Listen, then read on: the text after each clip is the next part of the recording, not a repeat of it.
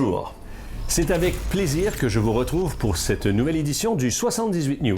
Tout de suite, l'actualité marquante. Mardi 26 janvier. Les équipes spécialisées du GRIMP ont été sollicitées par la société RTE, le réseau de transport d'électricité, pour participer à un exercice de grande hauteur sur la commune de Guerville. Cet exercice a permis de parfaire les relations techniques entre les services publics, le tout permettant d'assurer les exercices de sauvetage des techniciens dans des conditions extrêmes. Point marquant. Cette année marque le triste anniversaire des attentats du 11 septembre 2001. Il y a 20 ans, un groupe de sapeurs-pompiers yvelinois s'est organisé pour apporter son soutien aux familles de nos frères d'armes. Jeudi dernier, une équipe de production télévisuelle s'est rendue au centre de secours de Poissy pour interviewer le lieutenant-colonel Frémont et l'adjudant-chef Le Guelaf. Nous sommes partis à la rencontre de ces hommes à l'initiative de cette association. Retrouvons tout de suite Marc Le Guelaf. Une équipe de production nous a recontactés l'été dernier. Ils ont un projet de faire un reportage au mois de septembre pour les 20 ans de la tragédie du 11 septembre. Courage, pensant à eux, courage et humilité. Pour les 20 ans, on se doit d'être présent avec eux comme tous les ans. Donc on prévoit quelque chose. L'année dernière, effectivement, pandémie oblige, on n'a pas pu se rendre sur place. Donc à la dernière minute, on a organisé une cérémonie, un hommage sur la ville de Versailles au niveau du monument américain Pershing-Lafayette. On a réussi à réunir des membres de l'ambassade américaine en France, ainsi que forcément la ville de Versailles, mais des personnes du SDIS, la garde du CSP également était présente, et donc on a pu rendre un hommage. C'était la moindre des choses qu'on ait pu organiser. L'engagement associatif est pour de nombreux sapeurs-pompiers une évidence. Avec son association Joe Team, Michael Servant, sapeur-pompier dans les Yvelines, s'investit pleinement dans le soutien aux personnes souffrant de handicap.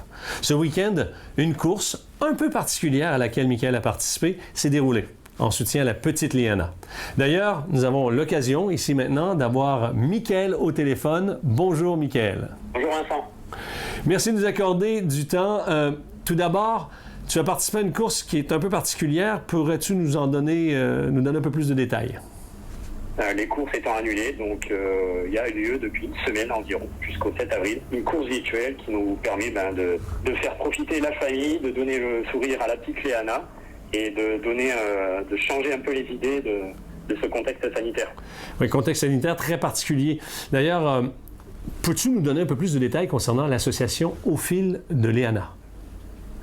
Cette association a pour but de récolter des fonds pour que Léana vive son quotidien de façon la plus agréable possible. Et donc depuis environ 2-3 ans, avec l'association, on permet à Léana de faire des petites courses telles que le 10 km de Thoiry, 10 km de Trappes. Et là actuellement la course virtuelle qui nous a permis de faire environ 300 dossards au niveau virtuel, et environ entre 50 et 80 sapeurs-pompiers des Yvelines qui ont pu acheter leurs dossards et faire leurs courses depuis leur domicile ou dans le secteur des Yvelines et aux alentours. C'est génial. On sent qu'il y a un réel intérêt, un engouement pour cette course, donc c'est top.